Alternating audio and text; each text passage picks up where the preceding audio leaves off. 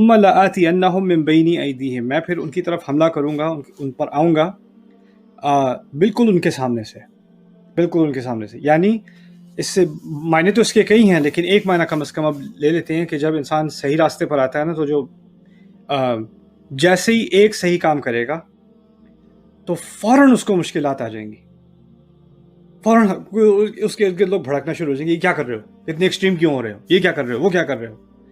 اور ساتھ ہی اس کو فوراً ہی شک ہونے شروع ہو جائیں گے کہ میں یہ کروں یا نہ کروں. یعنی اس کے ارد وہ آپ کے حملے کا مطلب ہے آپ کی امیڈیٹ جو سچویشن ہے نا، لوگ کہیں گے کہ تم اگر یہ رشوت نہیں لوگے فرض کرو تو جاب چلی جائے گی، اور اس نے پھر بھی رشوت نہیں لی. اب وہ باس میٹنگ پہ بلا رہا ہے، مینیجر میٹنگ پہ بلا رہا ہے، یا اس کو کسی نے کمپلینٹ کر دی ہے، امیڈیٹلی مشکلات شروع ہو جائیں گی. اور ابلیس لوگوں کو اور مخلوق کو استعمال کرے گا ان کو وسوسے ڈال کے کہ ان کے سامنے میں جیسے یہ ایک قدم آگے لینے لگے اتنی مشکلیں پیدا کروں کہ یہ سوچے یہ ساری مشکلیں اس لیے ہوئی ہیں کہ میں نے ایک قدم آگے لیا، اس لیے یہ مشکلیں ہو رہی ہیں، میں ذرا پیچھے ہو جاؤں دوبارہ. میں پہلے 90s میں پڑھا کرتا تھا ڈاکٹر بلال فلپس کے لیکچرز.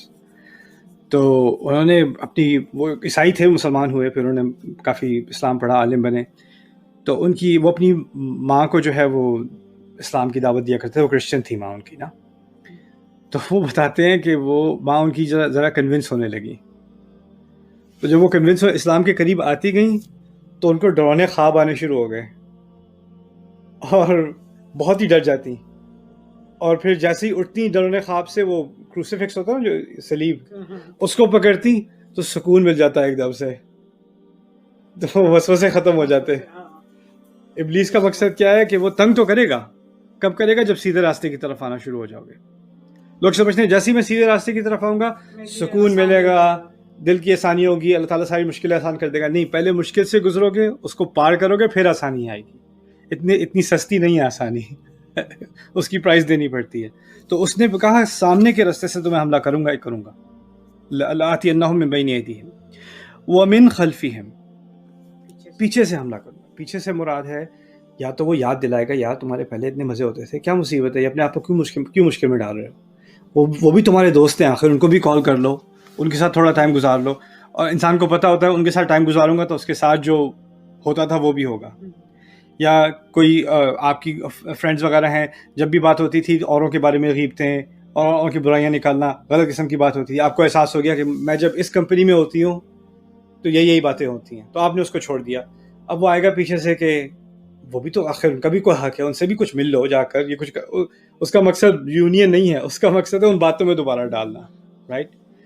پھر دوسرا وہ پیچھے کا مطلب ہے کہ انسان کو ایک ندامت ہوتی ہے اپنی غلطیوں پہ کہ مجھ سے یہ کیا ہو گیا، اور وہ سوچتا رہتا ہے کہ مجھ سے بہت بڑی غلطی ہو گئی، مجھے ایسا نہیں کرنا چاہیے تھا. وہ سوچتا رہتا ہے. وہ اس کے پیچھے ہے نا غلطی، اس کی ہسٹری میں. ابلیس اس کی ہسٹری کو بار بار یوز کر کے دیکھو تم سے تو یہ ہوا ہے، تم کس کام کے ہو، تم سے کیا خیر ہونا، دیکھا تم نے کیا کیا حرکت کی ہے، تم میں کوئی امید نہیں ہے، تم نے تو جانا ہی جہنم میں. تو وہ پیچھے کی غلطیوں کو سے بار بار یاد دلا کے انسان کو مایوس کرنا، اس طرح سے وہ پیچھے سے حملہ کرتا ہے. تو انسان کہے میری نماز پڑھنے کا، دعا کرنے کا، حج کرنے کا، روزے رکھنے، فائدہ کیا، میں تو اتنے گناہ کر چکا ہوں، میرا تو کوئی امکان نہیں ہے، میں تو جانا ہی جہنم میں.